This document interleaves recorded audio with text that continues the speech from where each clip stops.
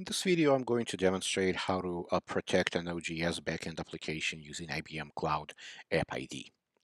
Okay, so we've talked about general approach that authorization and authentication service like App ID takes when it comes to protecting any kind of applications running on any kind of cloud, right? In previous video, I've explained how to protect a Node.js based web application, and in this video, we're actually going to cover backend application, which is significantly simpler.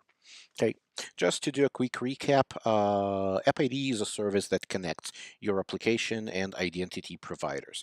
Right? Essentially, it helps you to easily add authentication and authorization to your applications, and you don't need to become a security expert. You can just use the components we provide out of the box to protect your applications.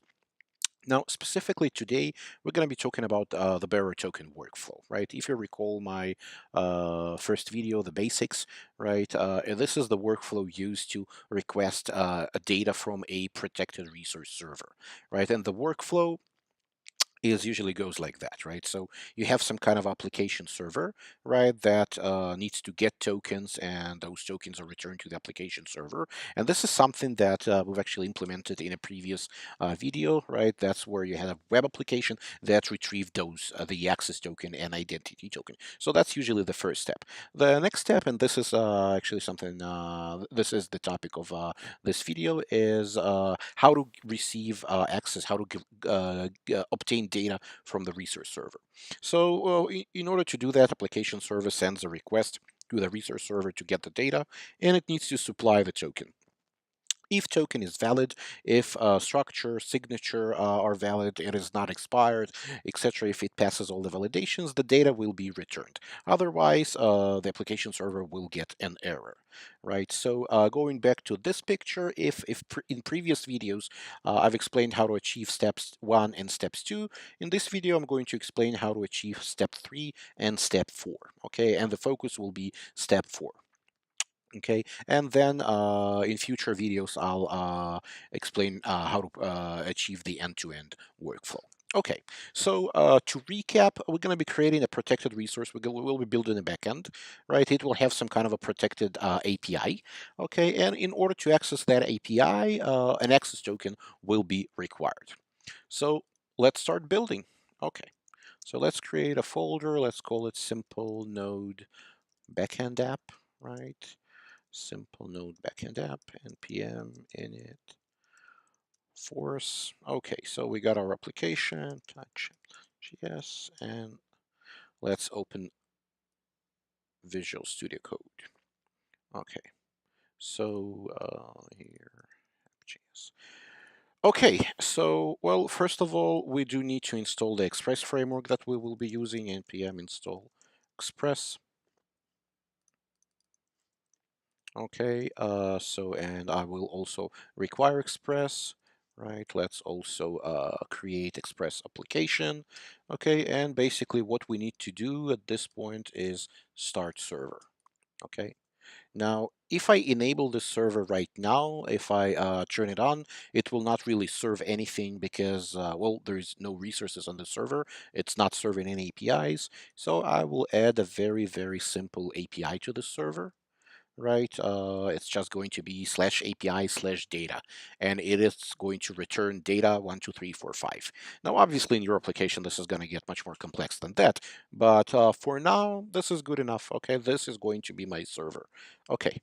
I've created a very simple backend. I have started it on localhost 3000, and this time I'm actually going to be using a Postman, right, to make requests to my API. So I'm sending a request to localhost /API/data, right? I can send this request multiple times. I'm always getting back this JSON object data 1, 2, 3, 4, 5. And this is expected, right? Because this is exactly what I have in my application. Now, how do I protect this backend? How do I protect this API? So this is similar to the way we've used to protect our web application. It starts with installing the Passport framework, right? Because Passport is the underlying framework for adding authentication to Express applications, right? And also need to install IBM Cloud App ID. Okay. So let's add those two dependencies to our application. Note that this time we're requiring importing API strategy because we're going to be protecting APIs, right? It's not a web application, it's an API. So we require API strategy. Okay. So the next thing to do is to actually implement this protection.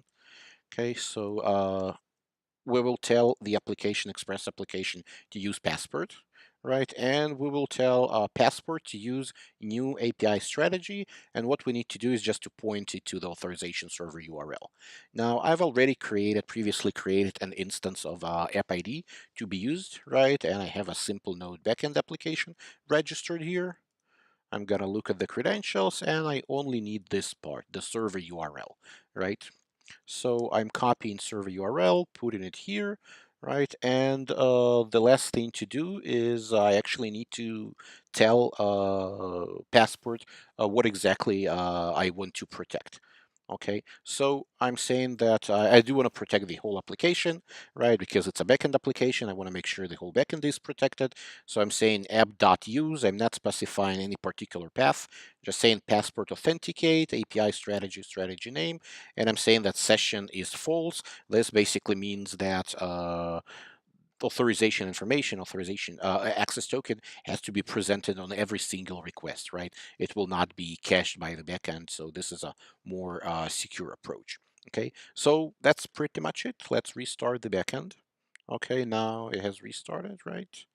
Yeah, and if I go back to Postman and I try to send this request again, this time I'm getting unauthorized, right? And this unauthorized, I got 401 unauthorized, right? And if you look at the response headers, you would actually see that I'm getting authenticate header, and the bearer scope, expected bearer scope is app-id default. I haven't specified any specific scope, so it's asking for a default scope, and the error is invalid token, and that's because I do not have token at all. So my API is protected. I'm trying to access it, but I am unauthorized. So how do I get access to this API? So in order to get the access to this API, I need to have access token. Right now, I will have a separate video about how to obtain access tokens using APIs, etc. In a previous video, how to protect Node.js web application, I showed how to obtain access token through the web application. But right now, for simplicity, I'm just going to use the token that I obtained previously. Okay, so I'm just going to copy it. Okay, this is a token I got before, and this is a valid access token, right, for this app-id instance. So the way to send this to the API is I need to go to HTTP headers, right? Remember this, I need to have a HTTP header called authorization, and the value is bearer and the token. So I'm adding the authorization header, right? And the value is bearer and the value of this token.